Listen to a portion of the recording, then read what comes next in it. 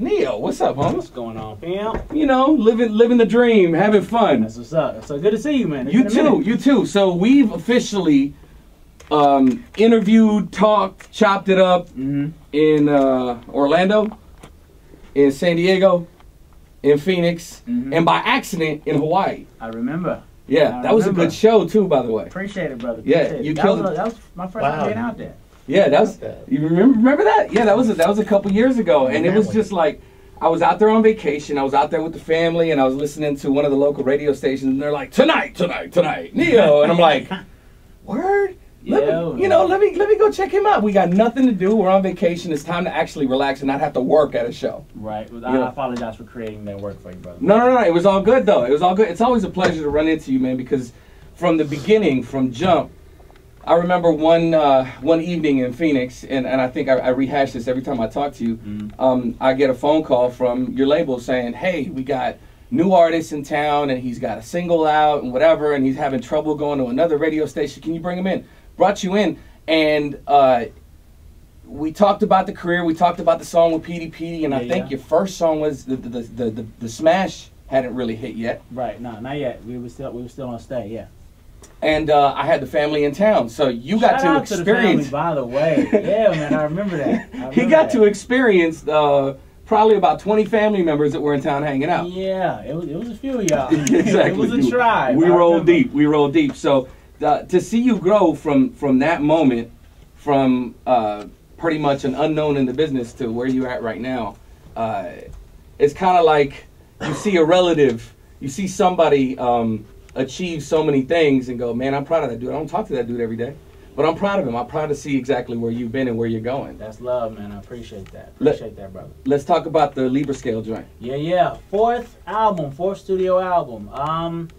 This time around, man, I needed to do something a little out the box. You know what I mean? Like I honestly was bored with the whole concept of, okay, let's get in the studio, let's just vibe on some music and put out whatever sounds good. Like I wanted to do something a little bit more creative. Just, you know, Mike just passed, and like I'm you know, going through that and just going back and looking over the body of work and seeing that, you know, with Mike, it wasn't just about let's make a song and make a video. It was like, let's make a moment. Let's make something that people are gonna remember where they were when they first saw this. You know what I mean? So that's what I was trying to do with this fourth album. I wrote a short story of the same name, Libra Scale, and my initial plan was to do a movie, like 45 minute movie, and incorporate it with the album, and the album will be the soundtrack to the film. Okay. But what wound up happening is that we didn't have time to shoot a movie, and movies cost a whole lot of money that of course Def Jam wasn't trying to give me. So you know, but I mean, not to say that Def Jam ain't been absolutely supportive through this whole thing. They along with the people that work with me,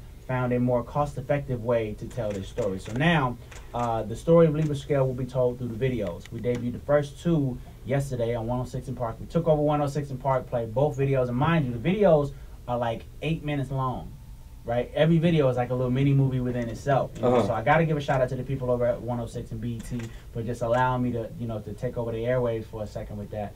And all the videos tie into each other to tell the story of Libra Scale. I'll break the story down just real quickly. It follows three cats, Clyde, Jerome, and Leroy. I play Jerome. And they are garbage men in a big city. And their thing is, you know, sit around and talk about what it would be like to be the man. Like, if I had money, I'd do this and that whole thing. Money, cars, clothes, girls, whatever. So what happens is, a man from the stars, his name is Numinous, comes down and basically tells them that this money, power, and fame that you've always wanted, I can make that happen on one condition. You have to become superheroes and protect this city from an evil on the way to this planet with the potential to destroy it. So the guys go, whatever, fine, as long as we get to be the man, cool. So they agree to it. They get superpowers. One guy gets speed, one guy gets strength, the third guy gets a little bit of everything because he becomes the leader of the group. Guess who that guy is? Yeah. So Numinous tells them now there's 3 rules you have to live your lives by. Okay, you cannot break these rules. Rule number 1, gotta protect this city at any and all costs. Rule number 2, you can't tell anybody how, where, when, why you got these powers. And rule number 3, stressed as the most important rule, under no circumstances whatsoever are you allowed to in any way, shape, form, or fashion fall in love. No girlfriends, no wives, forever. Groupies all day long. Do that. Okay. No girlfriends, no wives, no love, forever. So these 3 fairly young cats, they're like, all right, fine, whatever, no problem. So, you know, they get the superpowers, they become the man, and what winds up happening is Jerome, the lead character, winds up meeting a young woman that he winds up falling in love with against the will of Numinous and the other guys. So he's ultimately forced to make a choice. Weigh it out on the Libra scale. You got to choose between love versus money, power, and fame. Which one would it be?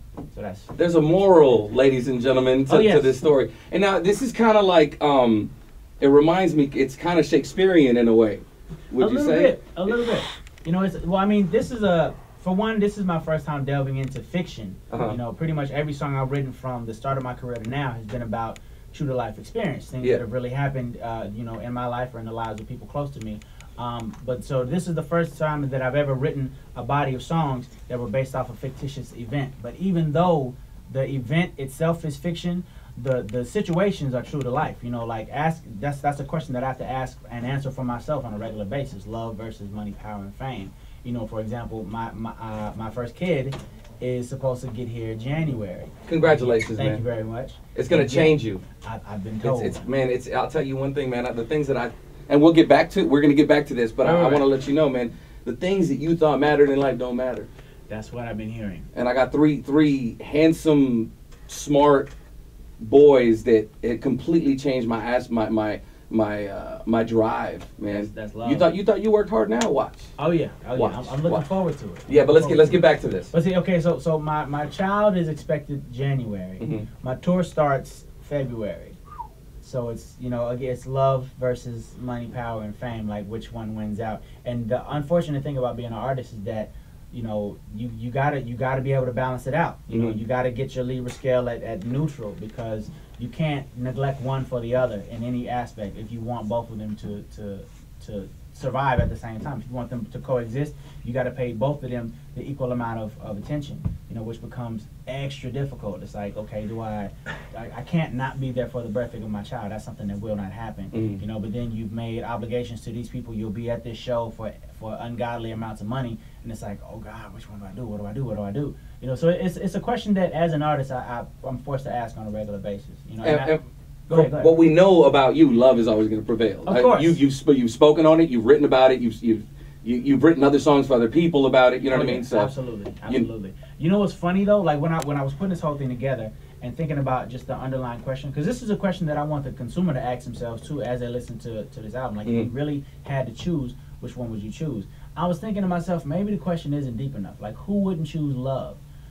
I was shocked to find that a lot of people would go the other way. Like, love is overrated. Give me a Bentley. Wow, really? Yeah, they're going to be driving around that Bentley all by themselves alone when that money runs out. But some people feel like, love is something that's going to be there. Let me get this money now. And I'm like, all right, well, that's how you feel. But I mean, there really is no wrong answer. It depends on who you are as a person. It's a question of morality. So. No doubt. What do we got going on with Compound? Any artists coming up? Are you doing the executive producer thing? What's happening? We are doing something right now that record labels don't do anymore. A little thing called artist development. See, what it is you find a person that has talent, and then you take that talent and you mold it into what it needs to be so that they can go out into the world and possibly become superstars and icons. You'll notice that there haven't been a whole lot of superstars to come out of the business in a very, very long time. No, everybody's looking for a novelty. Yeah. Yeah. It's because of the fact that that they don't do artist development anymore. They don't teach these people how to talk in front of camera. They don't teach these people what it is to be hot, what it is to have a career longer than you was hot that summer. Yeah. So we're trying to make sure that the artists that we do put out, have a little bit of life in the business. So we got a couple artists that we're grooming right now. Excuse me. You should probably be looking for the stuff a little later in the year or towards closer to next year, just because I realize why labels don't do artist development anymore, because for one, it's very costly and it's a very time consuming thing. It's not something that happens overnight. You can't teach a person how to be a superstar overnight. And record labels feeling like, okay, there's not as much money in the business as there once was. I can understand how they like, okay, if we got to cut something, let's cut this because it's extra difficult. Let's just go out and look for something that's already halfway done. And I wish you luck, man. Libra scale is going to be huge, I'm sure. Yes. September 24th, ladies and gentlemen, okay? If you are bored with just that average, thing that's going on in music right now, and you want to step outside the box and try something a little different, an actual story, something to keep your interest through the whole process, check out Libra Scale. You will not be disappointed. September 21st, it will be in stores.